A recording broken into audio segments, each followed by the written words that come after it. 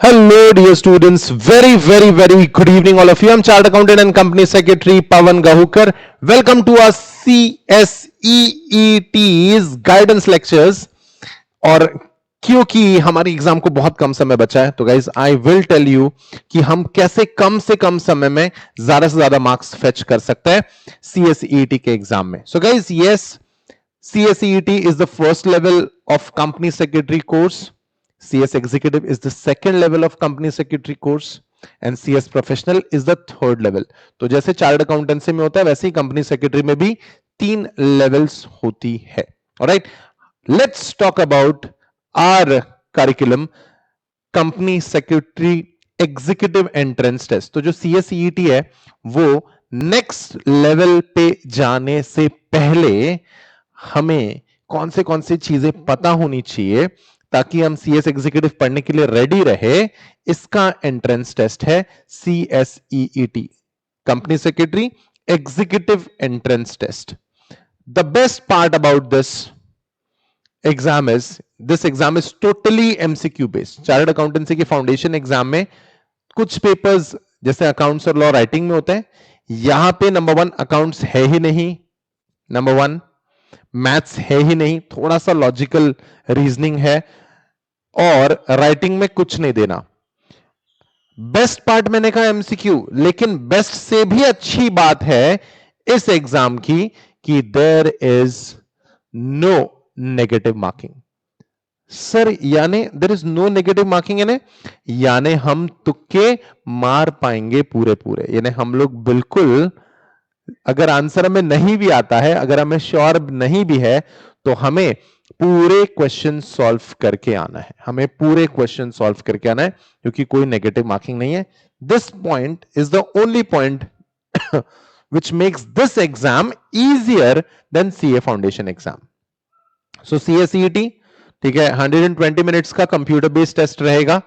आपको यह एग्जाम अपने घर से देनी है और आपको लैपटॉप लगेगा और अच्छा ब्रॉडबैंड इंटरनेट कनेक्शन की जरूरत पड़ेगी. सर एग्जाम घर से देनी है तो क्या हम चीटिंग कर पाएंगे?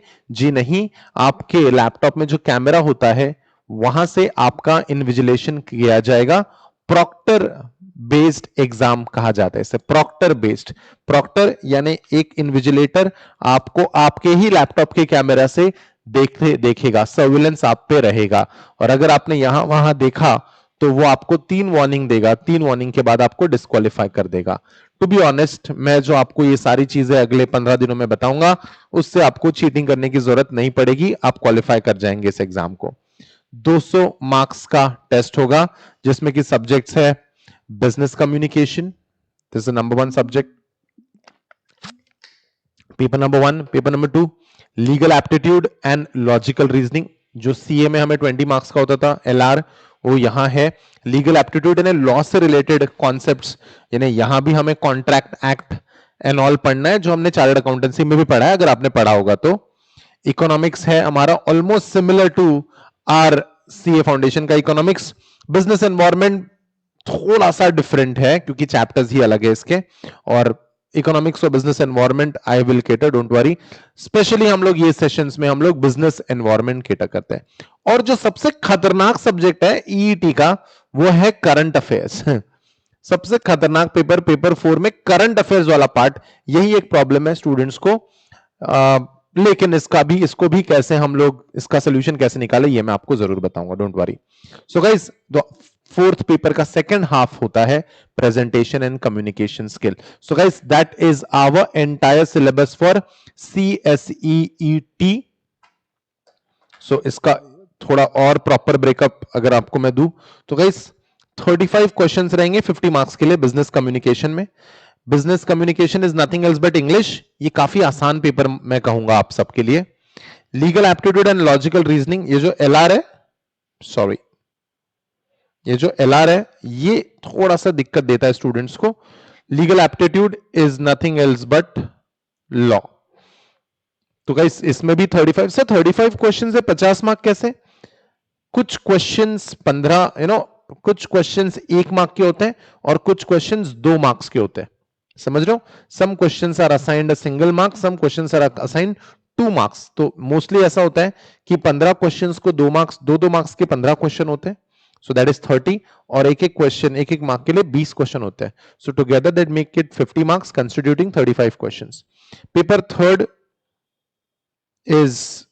is nothing else but economics and business environment. Business environment मेरी जिम्मेदारी आपकी, एंड करंट अफेयर्स पे 15 क्वेश्चंस आएंगे, और इसमें ही क्योस होता है, स्टूडेंट इसमें ही परेशान हो जाता है, बट मैं कहूंगा रिलैक्स, कोई चिंता का विषय नहीं है.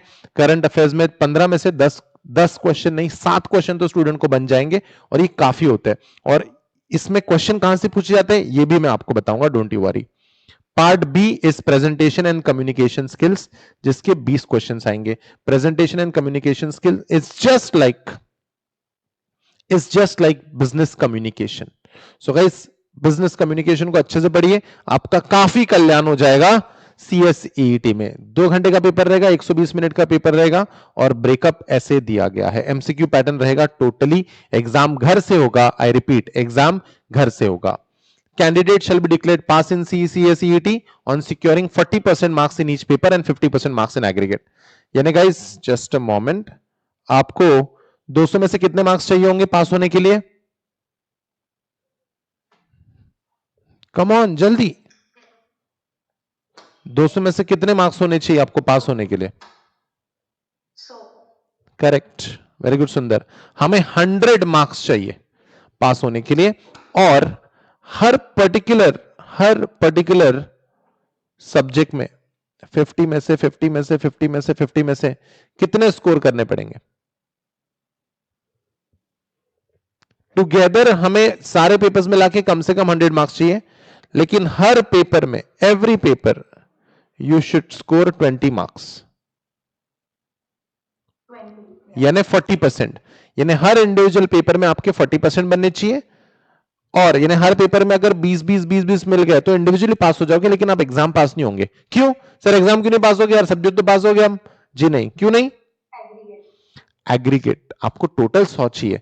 तो गाइस, सबसे ज्यादा मार्क्स मिलने वाला एरिया मैं आपको बता देता हूं. किसी टीचर के खिलाफ कुछ नहीं कह रहा हूं मैं, I am just telling you. मुझे ऐसा, ये मेरा फीलिंग है as a student. Business communication मुझे बहुत आसान लगता है, प्रेजेंटेशन और कम्युनिकेशन. यानी 70 मार्क्स का, यानी लगभग ये 70-75 मार्क्स का ये सिलेबस रहेगा आपका. इसमें हमें 50 मार्क्स, 50 से 60 मार्क्स इसी में ले आने हमने, क्योंकि इंग्लिश हम लोग बचपन से पढ़ते आ रहे हैं. बिजनेस एनवायरनमेंट आप मुझ पे छोड़ दो, मैं आपको 25 मार्क्स का बिजनेस एनवायरनमेंट का सिलेबस है हमारा. क्लास मेरी पूरी ढंग से अटेंड करो, पूरी मेहनत कर लो, आपको 25 में से 20 से 22-23 मार्क्स में आसानी से दिला दूंगा. ठीक है, 3 ही चैप्टर्स है, that makes it easy. Economics में 5 चैप्टर है, लेकिन 25 मार्क्स है, सो दैट्स द वेटेज. किसी को यहां कोई doubt? Any doubts guys? Perfect. So guys, ये 40% 50% का कॉन्सेप्ट समझा. इंडिविजुअली हर पेपर में 50 में से 20 लाने, यानी 40%, और टोटालिटी में कितने मार्क्स चाहिए हमको?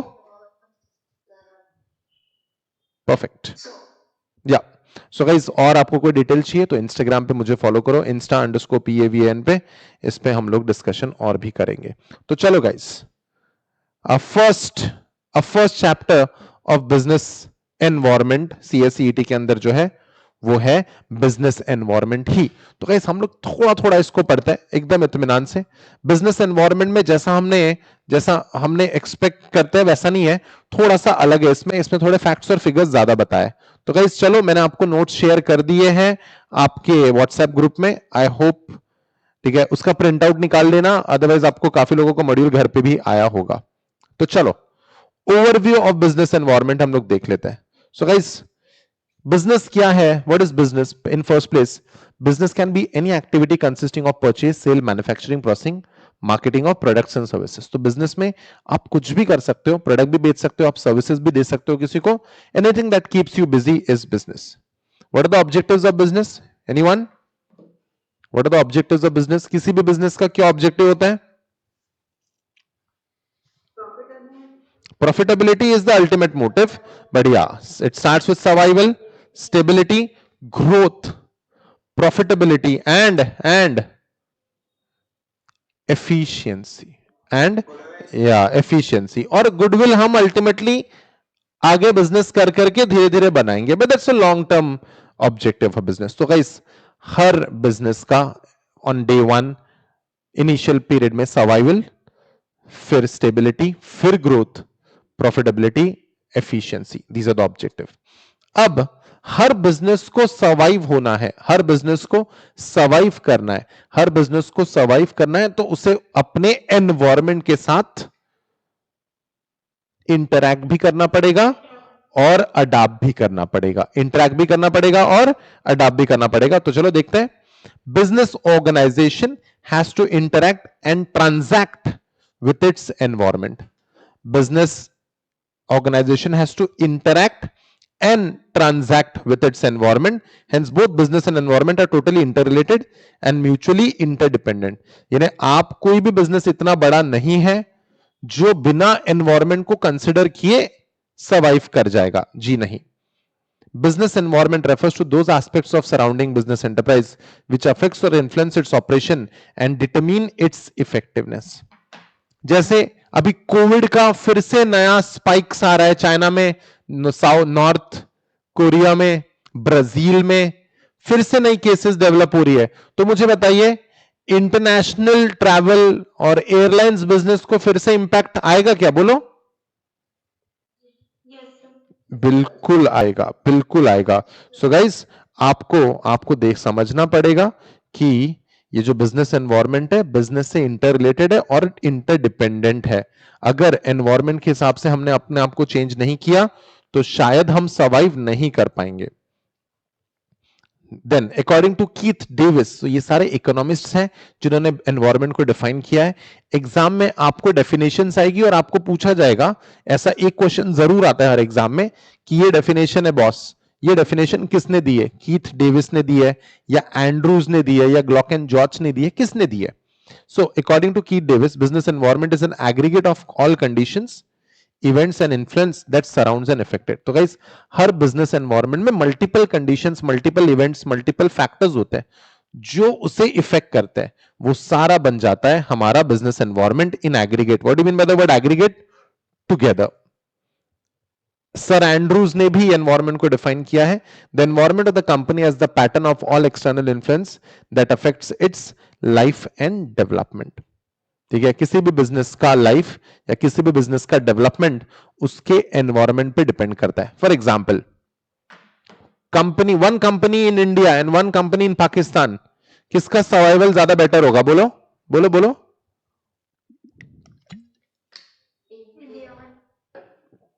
क्योंकि हमारा जो एनवायरनमेंट है हमारी कंट्री का वो कंड्यूसिव है बिजनेस के लिए। कितना कंड्यूसिव है ये हम लोग देखेंगे इस चैप्टर के सेकेंड हाफ में। Then, according to Professor Pear and Anderson, it is a set of those inputs to an organization which, under the control of any of the organization or interest groups, or are influenced by the interaction of several groups, such as economy. So, guys, हर चीज जो organisation को कहीं ना कहीं control करती है, जो कहीं ना कहीं इन्फ्लुएंस करती है, that is the business environment. जैसे गवर्नमेंट ने बोल दिया कि जो सैनिटाइजर्स है, गवर्नमेंट ने बोल दिया कि जो सैनिटाइजर्स है आप 10 रुपीज से ज्यादा महंगा बेच ही नहीं सकते, क्या उससे इंपैक्ट हो जाएगा सैनिटाइजर बनाने वाली हर कंपनी पे? बोलो। ये हुआ हमारा business environment. According to Mister J A King and Mister C J Dugan, environment consists of all external and internal influence, the complex interaction of the market, production and finance, the three basic components of a business world. So guys, इन्होंने थोड़ा सा और इसको concept दे दिया कि market पे depend करता है, प्रोडक्शन पे डिपेंड करता है और फाइनेंस पे डिपेंड करता है हमारा बिजनेस एनवायरनमेंट कैसा है। तो मार्केट अगर अच्छा है, मार्केट अगर तेजी पे है, हर चीज बढ़िया चल रही है, मार्केट ऊपर जा रहा है, बिजनेस सर्वाइव कर रहा है, प्रॉस्पर कर रहा है, प्रोडक्शन बढ़िया होगा, पैसा ही पैसा होगा, अगर ये सब है तो बिजनेस एनवायरनमेंट अच्छा है। मार्केट अच्छा नहीं कर रहा है, प्रोडक्शन कम है, लोगों के हाथ में पैसे नहीं है, तो बिजनेस एनवायरनमेंट नेगेटिव रहेगा। Last one, according to Professor Gerald Bell, an organization's external environment consists of all those things outside an organization, such as customers, government units, suppliers, financial firms, and labor pools that are relevant to an organization's operation. So guys again, क्या environment, क्या कोई भी business उसके customers पे dependent है? बताओ, क्या कोई भी बिजनेस उसके कस्टमर्स पे डिपेंडेंट है? बोलो. क्या कोई भी बिजनेस उसके फाइनेंशियल फर्म्स या सप्लायर्स पे या गवर्नमेंट या फिर उसके लेबर पे डिपेंडेंट है? बोलो. अरे, बिजनेस खत्म हो जाएगा अगर कस्टमर्स ने मुंह फेर लिया तो. बिजनेस बंद हो जाएगा अगर लेबर मैन्युफैक्चरिंग के लिए आई नहीं तो. सो गाइस, जेराल्ड बेल ने भी अच्छी डेफिनेशन दी है. सर तो क्या हमें डेफिनेशन लर्न करने? जी नहीं. लेकिन कौन सी डेफिनेशन किसने दी है? कीथ डेविस ने क्या बोला है, एंड्रूज ने क्या बोला है, इसके ऊपर 1 मार्क का क्वेश्चन हमेशा आता है. तो गाइस अब आपको डिसाइड करना है कि आपने कितने एफर्ट्स देने 1-1 मार्क के लिए. Then business environment is always changing and is uncertain. It is because of the dynamism of the environment. Oye, dynamism of environment, what is dynamism?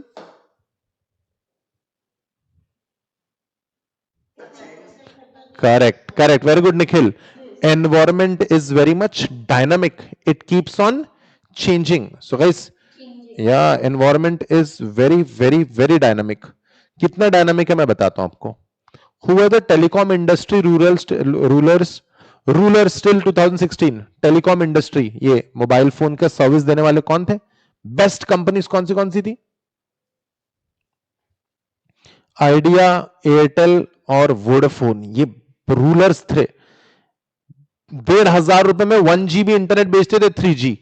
इतना ज्यादा, और कोई ऑप्शन भी नहीं था हमारे पास दूसरा. और फिर 2016 के एंड में कुछ तो हुआ. क्या हुआ? कौन आया? जियो आया और पूरा मार्केट ही बदल गया. अब इंडिया में 6 रुपए पर जीबी पे इंटरनेट बिकता है. Environment is so dynamic. Jio आया तब से कॉलिंग फ्री हो गया, am I right? Messaging free हो गया. हम हमारी जनरेशन में हम 50 पैसे का एक मैसेज भेजते थे, 1 रुपीज पर मिनट का कॉलिंग करते थे. कितना मार्केट बदल गया just because of the environment. एक कंपनी क्या आ गई, पूरा मार्केट हिल गया. यानी जिस चीज से आप पैसा बनाने वाले थे उस चीज से तो आप पैसा बना ही नहीं रहे हो. कॉलिंग का कोई पैसा ही नहीं बना रहा है आज. हर कोई इंटरनेट खरीद रहा, बेच रहा है. So guys, environment is dynamic. So it is because of the dynamism of the environment. As it is already said that business environment is the sum of factors outside the control of the management of the company, the factors which are constantly changing, and they carry with them both opportunities and risk of uncertainty, which can make or mark the future of the business. ओए, क्या कह रहा है वो? Environment के जो भी factors है वो हमारे कंट्रोल में नहीं होते. सही कह रहा है क्या? हमारे कंट्रोल में नहीं होते. सही कह रहा है क्या? जैसे कोविड की नई वेव हमारे कंट्रोल में है या नहीं है? बोलो. एनवायरमेंटल फैक्टर है सर वो, उसमें हम क्या कर सकते हैं? ये कंपनी के हाथ में, बिजनेस के हाथ में नहीं होता है. तो गाइस अब 1 मिनट, अब ये जो ये कह रहा है, एकदम बेस्ट एग्जांपल ले लेते क्योंकि हमें ये समझता है.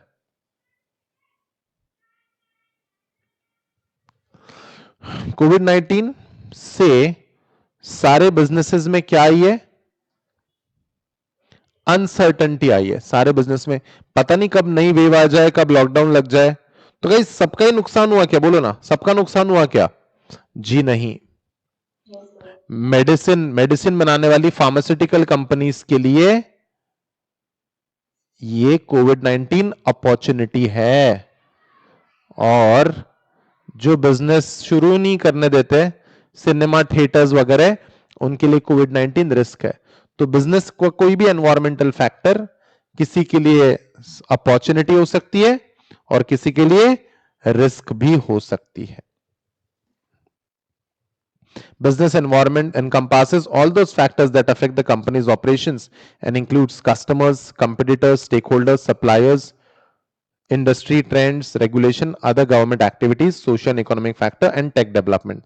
Thus, business environment refers to the external environment and includes all the factors outside the firm which leads to opportunities and threats to the firm. तो guys,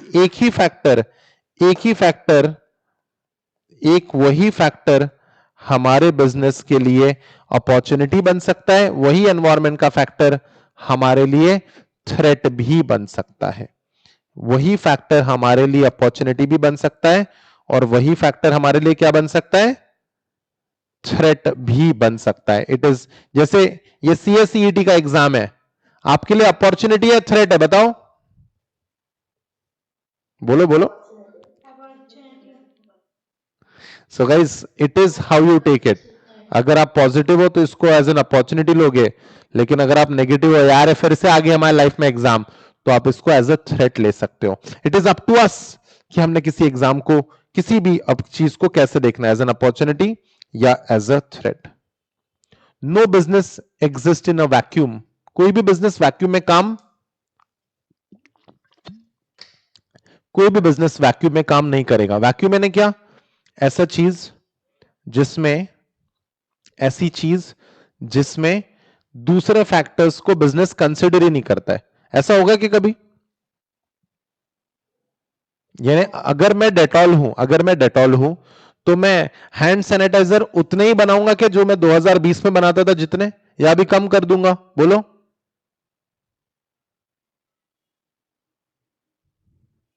नहीं नहीं, हैंड सैनिटाइजर तो बिकते ही है, तुम बनाओ बनाओ, ऐसा होगा क्या? अरे नहीं सर, कोविड की नई वेव अगर आई तो प्रोडक्शन बढ़ा देंगे, अगर नई वेव नहीं आई तो हम लोग कम कर देंगे। तो इसका मतलब क्या है, कोई भी बिजनेस ऐसे, कोई भी बिजनेस, सॉरी, कोई भी बिजनेस ऐसे बिना एनवायरमेंट को कंसिडर करके नहीं चल सकता। अगर बिजनेस एनवायरमेंट को कंसिडर ही नहीं करता है तो वो वैक्यूम में जी रहा है। लेकिन अगर आप वैक्यूम में जियोगे, एनवायरमेंट को कंसिडर नहीं करोगे, तो एनवायरमेंट का तो कुछ नहीं बिगड़ेगा, तुम खत्म हो जाओगे। इसलिए बिजनेस को क्या करना पड़ता है, बोलो। इसलिए बिजनेस को एनवायरमेंट के साथ interact and perfect, perfect, perfect. The rapidly changing business environment might shorten the life of a given strategy. The external changes might influence the activities and quality of decisions of both the firm and its competitions or competitors. George Salk says that if you are not faster than your competitor, you are in a tennis position. Tennis position. Tennis यानी क्या होता है? If you are not faster than your competitor, you are in a tennis position. Tennis यानी weak. Tennis यानी weak. You are in a tennis position and you are only half, and if you are only half as fast, you are terminal. यानी अगर आपका computer आपसे तेज है तो वो तो आगे बढ़ जाएगा, कोई प्रॉब्लम नहीं है, तुम पीछे रह जाओगे। लेकिन अगर आप उससे आधे फास्ट हो तो फिर तो टर्मिनल हो आप। What do you mean by the word terminal? Tennis यानी वीक, टर्मिनल यानी क्या? टर्मिनल यानी आप खत्म हो जाओगे, जीरो। टर्मिनल यानी क्या? जीरो हो जाना। टर्मिनल यानी जीरो, टर्मिनल यानी खत्म हो जाना। Hence, Kenichi Ockme says that environmental analysis is a critical starting point of strategic thinking. Charles Darwin has said, have you ever heard about Charles Darwin? कौन सी थियरी दी है Charles Darwin ने? Anyone? Come on जल्दी। Survival of the fittest. Charles Darwin ने कौन सी theory दी है? Survival of the fittest. तो guys, कौन strong, कौन सर्वाइव करता है? फिटेस्ट सर्वाइव करते हैं या स्ट्रॉन्गेस्ट सर्वाइव करते हैं या बिगेस्ट सर्वाइव करते हैं? बोलो बोलो, जल्दी बोलो, कौन सर्वाइव करता है? Correct. Not the people, not the one who are the biggest और the strongest, but the one, but the ones who are responsive to the change. आ जाओ। It is not the strongest of the species that survive, not the most intelligent, but the one who is more responsive to the change. So guys, ये था एक general introduction, ये था एक general introduction business environment का, कि exactly environment होता क्या है। इसमें भी और मल्टीपल फैक्टर्स हैं जो बिजनेस को, जो बिजनेस को कहीं ना कहीं इंपैक्ट करते हैं, कहीं ना कहीं अफेक्ट करते हैं। ठीक है, कहीं ना कहीं इंपैक्ट करते हैं, कहीं ना कहीं अफेक्ट करते हैं। ओके, अब सर एग्जैक्टली ये जो एनवायरनमेंट है इसके फीचर्स क्या है जो बिजनेस एनवायरनमेंट को इंपैक्ट करते हैं और इन्फ्लुएंस करते हैं? So guys, let's check it out. Features and factors influencing business environment. The main features of business environment are, सबसे पहले all the external forces. So guys सारे जो बिजनेस एनवायरनमेंट के फैक्टर्स रहेंगे वो सारे कैसे रहेंगे, वो सारे एक्सटर्नल रहेंगे, क्योंकि इंटरनल रहेंगे तो एनवायरनमेंट कैसे कहलाएगा। Business environment includes all the forces, institution and factors which directly or indirectly affect the business organization.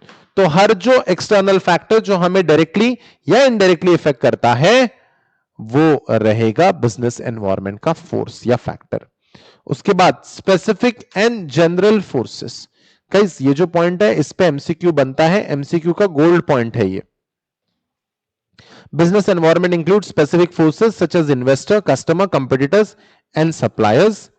तो गाइस स्पेसिफिक फोर्सेस ऐसे हैं, यानी हमारे इन्वेस्टर्स, हमारे कस्टमर्स, हमारे कंपटीटर्स, हमारे सप्लायर्स, क्या हमें डायरेक्टली इंपैक्ट करते हैं, हां या ना? क्या ये सारे फोर्सेस, जस्ट अ मोमेंट, क्या ये सारे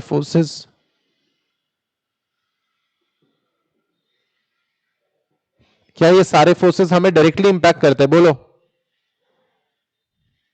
यानी अगर हमारे कस्टमर्स हमारे पास आए नहीं, तो क्या बिजनेस को डायरेक्टली हिट होगा? बोलो। डायरेक्ट हिट होगा, इमीडिएट इंपैक्ट होगा। सो गाइस जो स्पेसिफिक फोर्सेस है हमें डायरेक्टली हिट करते हैं, और जो जनरल फोर्सेस है, सो जनरल फोर्सेस जैसे social factors, legal factors, technological factors and political factors, ये डायरेक्टली इंपैक्ट नहीं करते, लेकिन सोसाइटी से बिजनेस को फर्क पड़ता है, लॉ से बिजनेस को फर्क पड़ता है, टेक्नोलॉजी चेंज से बिजनेस को फर्क पड़ता है, डायरेक्टली नहीं लेकिन पड़ता जरूर है इनडायरेक्टली। तो guys general forces indirectly impact करते हैं, स्पेसिफिक फोर्सेस डायरेक्टली इंपैक्ट करते हैं। इस पे से जरूर क्वेश्चन आता है एमसीक्यू का, इसका आप स्टिकी नोट प्लीज बना लीजिए कि सर डायरेक्टली इंपैक्ट करने वाले स्पेसिफिक फोर्सेस, इनडायरेक्टली इंपैक्ट करने वाले general forces.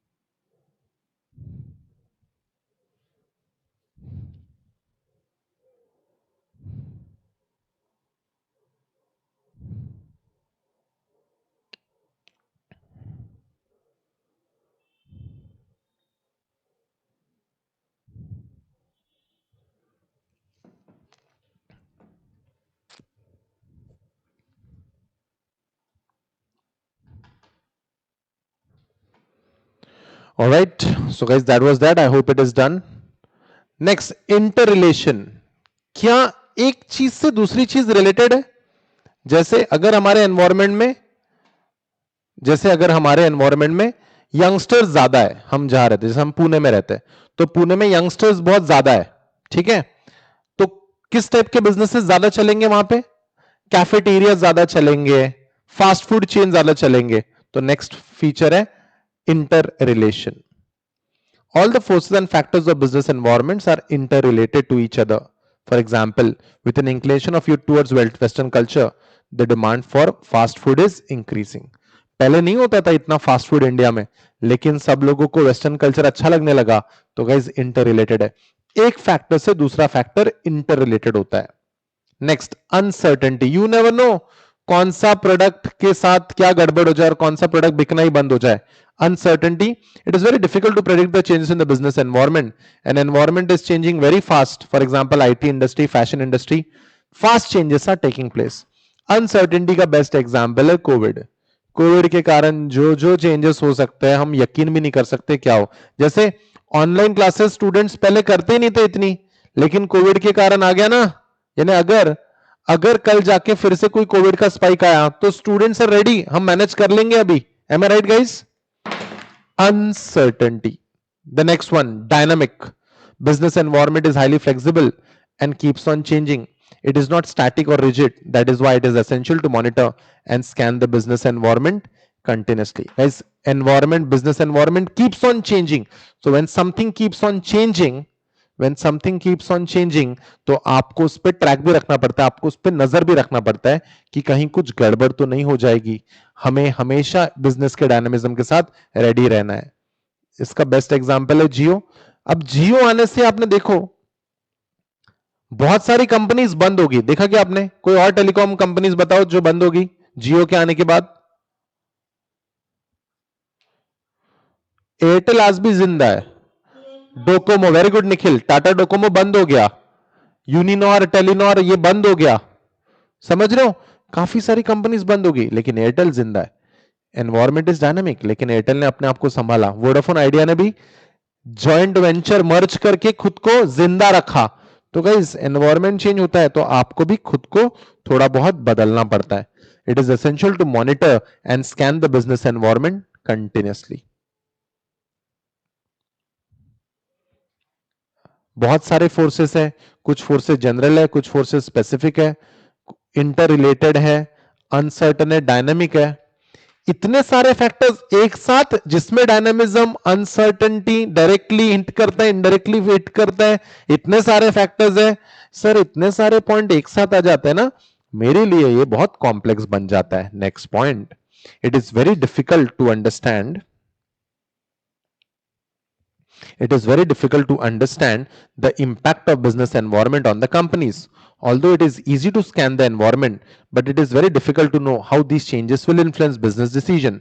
Sometimes change may be minor, but it might have a large impact. For example, a change in the government policy to increase the tax rate by 5% may affect the income of the company by a large amount. तो guys, आपका जो tax का rate है 5% से change हो गया, जिससे company का, ठीक है, टैक्स रेट चेंज करना हमारे हाथ में नहीं है. ये तो कौन कौन डिसाइड करता है टैक्स कितना होगा? किस चीज पे कितना जीएसटी लगता है? करेक्ट, गवर्नमेंट डिसाइड करती है, फाइनेंस मिनिस्टर्स डिसाइड करता है, गवर्नमेंट डिसाइड करती है, हमारे हाथ में नहीं है. इससे हमारी इनकम पे बहुत फर्क पड़ता है. तो हमको बहुत सारी चीजें सोचनी पड़ती है. That makes it complex. ये क्या है? What is this? जल्दी. ये सारे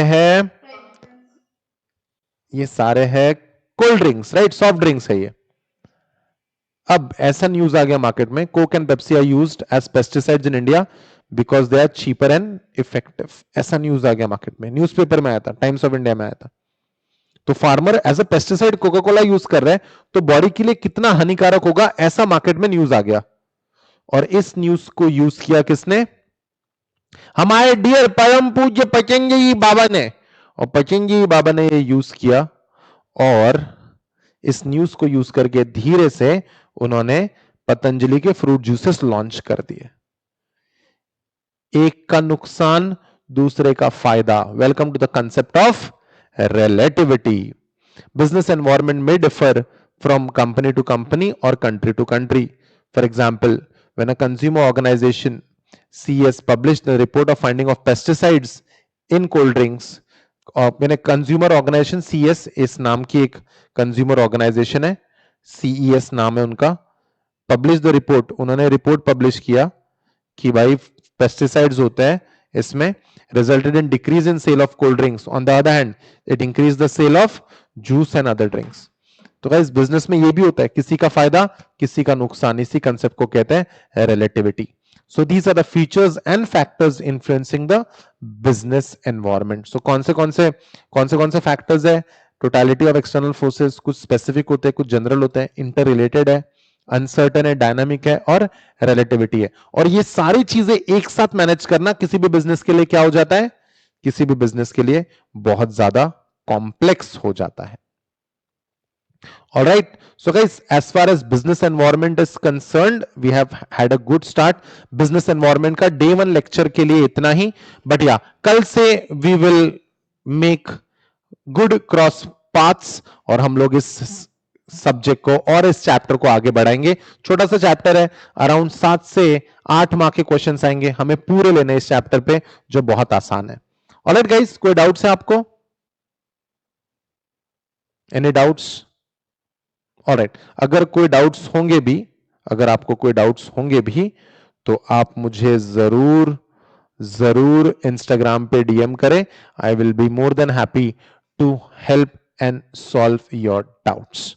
ऑलराइट गाइस, याद रखिए हमारा ये जो सब्जेक्ट है बिजनेस एनवायरनमेंट, ये हमारा की सब्जेक्ट है. ये हमारा की सब्जेक्ट है क्योंकि छोटे छोटे 3 चैप्टर्स हैं जिसमें 25 मार्क्स का वेटेज है, और हमने इसमें से 25 में से 22, 23, 24 तक मार्क्स लाने हैं, इफ पॉसिबल 25 भी. ऑलराइट, सो गाइस, मैं अपने पूरे एफर्ट्स दूंगा, आपको भी एफर्ट्स देने हैं, एंड वी विल, हम लोग इस एंट्रेंस एग्जाम को क्रैक करके हम लोग कौन से लेवल पे जाना चाहेंगे? जरूर से जरूर हम जाना चाहेंगे एग्जीक्यूटिव लेवल पे. Am I right guys? Am I clear? Alright guys, this is Chartered Accountant and Company Secretary Pawan Gaukar signing off. See you in the next video. Till then, take care of yourself. Study well. Bye bye guys.